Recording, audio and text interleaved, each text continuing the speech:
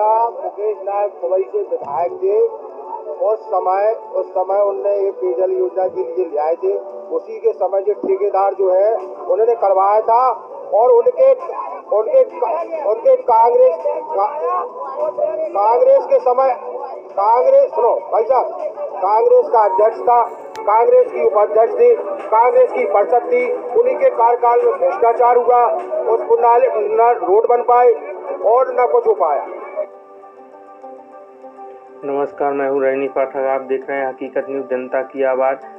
पवई विधानसभा की बात करेंगे। पवई में किसी एक पार्टी का दबदबा नहीं है।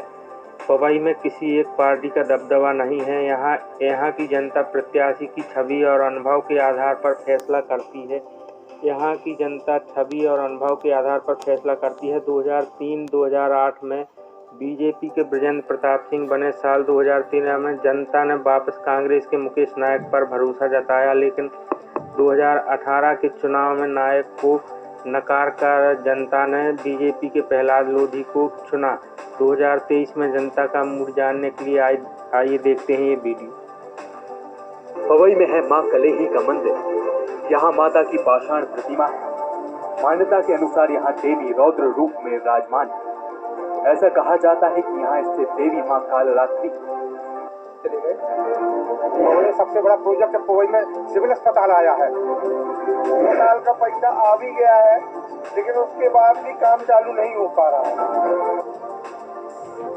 पवई विधानसभा सीट पर मुद्दों की कोई कमी नहीं। इस इलाके का मार्केट कटनी से जुड़ा हुआ है, लेकिन पवई से कटनी तक की सड़क 7 सालों से बन ही रही है। इस कारण इलाके का व्यापार बेहद प्रभावित हो रहा है। तो वहीं इलाके में उद्योग के नाम पर बस एक सीमेंट फैक्ट्री है, जिसमें भी काम सब बाहरी लोग कर रहे हैं। स्वास्थ्य के लिहाज से देखा जाए तो इलाके के लिए 100 बेड का अस्पताल स्वीकृत हो चुका है, लेकिन राजनीतिक खींचतान के चक्कर में आज तक काम शुरू नहीं हो सका। भ्रष्टाचार के मामले में पवई के नाम शर्मसार कर देने वाला रिकॉर्ड है। आपको जानकर हैरानी होगी कि पन्ना जिले में सबसे अधिक रिश्वतखोरी के मामले इसी विधानसभा में ट्रेस होते हैं।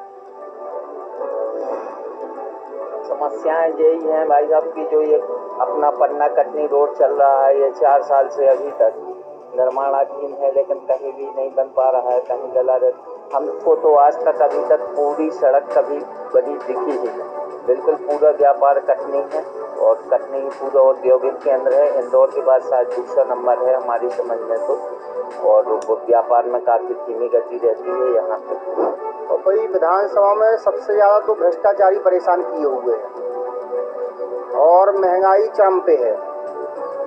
आम पब्लिक जो है बहुत परेशान है। अभी ऐसा कुछ समझ में तो नहीं आया कि विधायक ने कोई काम अच्छे से कराए हों।